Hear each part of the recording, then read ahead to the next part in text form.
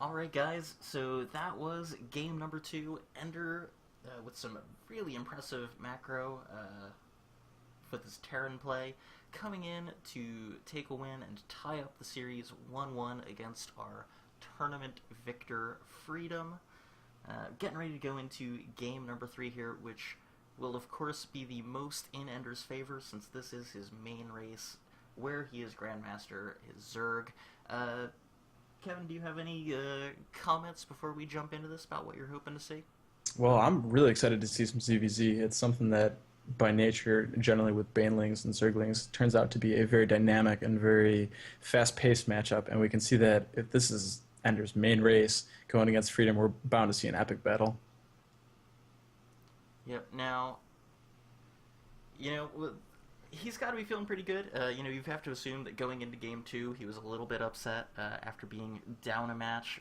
Now that he's tied it back up, he should be feeling extra confident going into this final game. Yeah, especially given that his Terran was his off race, and now he's coming into his strongest suit. He's going to be hitting his stride, and hopefully giving Freedom a run for his money here. Sure. Now, of course, up here in the top position as the red Zerg, we have Freedom. And in the bottom, as the pink Zerg, is Enderr. Wow, I don't know if you're looking at this APM tab, but Enderr was spiking to like 500-600 APM there.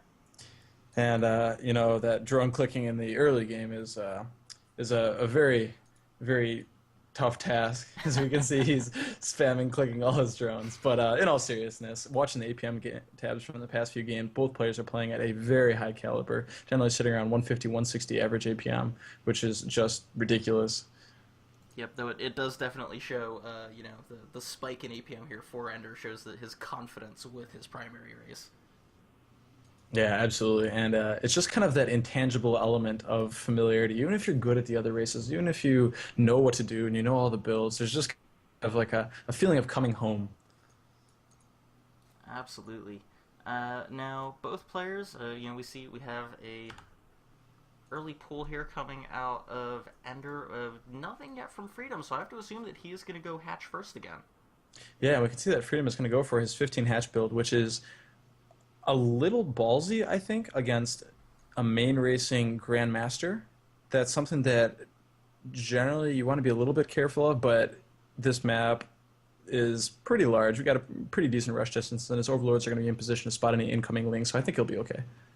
Yeah, even still, I would have a hard time taking a play like that against a player of this caliber.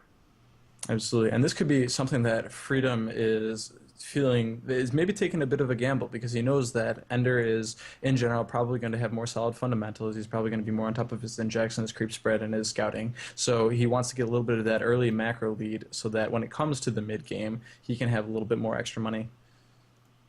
Yep, now he does, of course, see the first couple of lings popping out from his opponent, but his pool is going to finish up here in just a few seconds. So he should be in reasonable shape to defend this.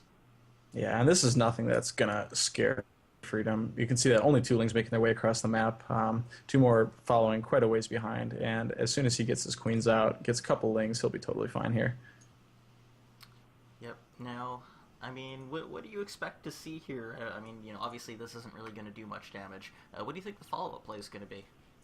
So the thing that I'm really interested to see is if we're going to see ZVZ tends to have this ability to either stay in early kind of tier 1.5 Baneling Zergling tech for a really long time, or to drastically go into the mid game with mutas and roaches and festers, everything else. And I'm really interested to see what the play is going to be, because it doesn't look like either player is dropping their Baneling nest right now. So neither of them is willing to commit towards the other making a whole bunch of lings.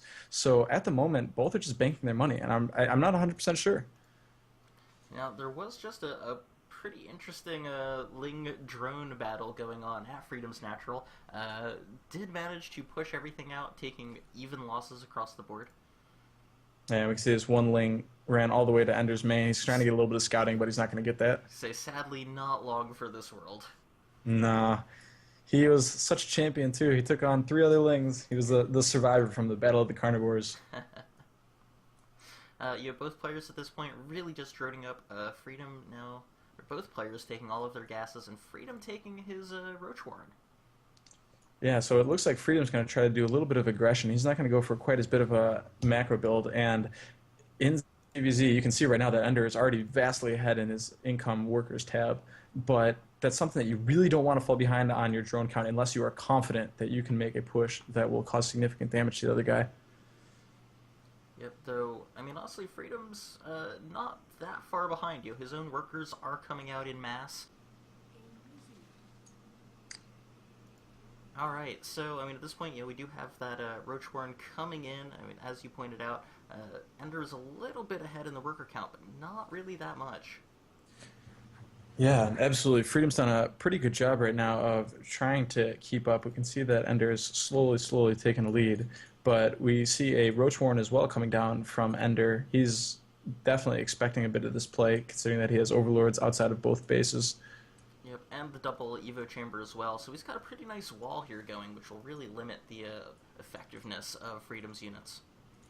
And this is something that you definitely see at the higher levels of ZVZ, is this wall idea that normally is usually constrained to Terran and Protoss, but can really help you if you're in a bit of a bind. You got Zerglings and Banelings barreling down to your front door, and a little bit of extra meat shield before they come at your workers is really helpful. Yep, now, Freedom did just push off one of Ender's Overlords from the front of his base. I think he's trying to provide a little bit of cover to the attack that he's got coming, but it's pretty clear that Enderr knows something's up, though he is feeling pretty confident to just throw down his own third. Yeah, absolutely, and I'm not 100% sure that he's spotted this yet. I don't think he's sniffed it out, especially considering that all of his Overlords are moving out of the way, though he is morphing an Overseer in the middle of the map to find out just what Freedom is doing. Yep, and I mean, both players are really just massing up roaches. The big difference, of course, is the upgrades that are coming up for Enderr at this point, which, obviously, in a big roach versus roach battle, could make a huge difference. Absolutely, and this is kind of something that seems characteristic of Freedom, is that he gets his upgrades very late, and that could potentially make a difference in this big roach push that we see coming off the left side of the map. Yeah, now, of course, this push has been spotted. That Overseer did go right over it, and they are going to engage here. Now, this engagement, if it happens, would be before any of the upgrades were finished. It's actually a little bit of a shame for Freedom that the battle didn't happen then, because that was about as long as they were going to both be even.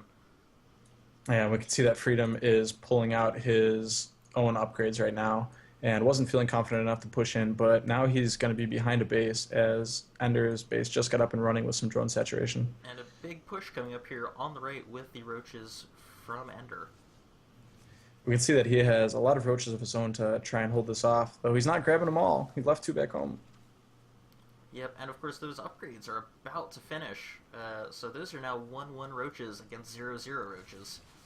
Yeah, and we can see that Enderr can tell that, but that Spinecrawler is going to push those away. That bonus damage versus armor just really helps against roaches. Yeah, though he's, picking off those queens one by one, and even using his own queen to transfuse those roaches and keep them alive.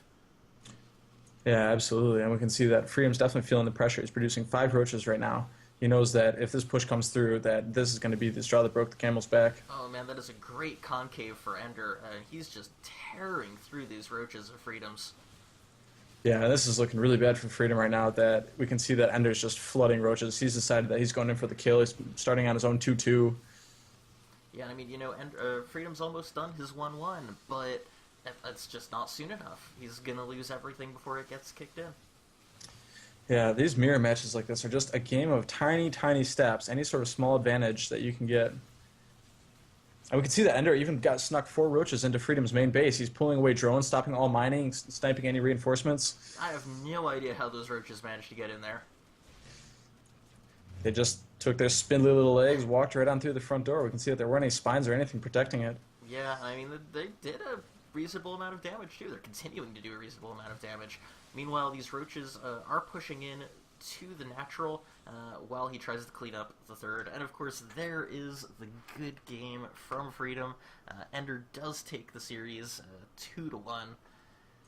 Yeah, that was tough for Freedom. He knew that he was going against the Grandmaster. I like that he had the kind of aggressive early expansion with the hatchery, but it just didn't turn out to be enough for him. Yeah, I said it. You know, in the end, I really think it was those upgrades kicking in for Enderr just made his roaches so much stronger, and it just it kind of snowballs from there. Absolutely. Just got to keep up on them and all these tiny little baby steps keep you in the game. So that's it, guys. Again, that was IPT's Enderr, the WCS Challenger Series Grandmaster player, doing a show match against KJ Freedom, the Season 1 tournament champion. Before we sign off, Kevin, any final thoughts on this game or the series as a whole? Overall, it's just been a fantastic game to watch, Damon.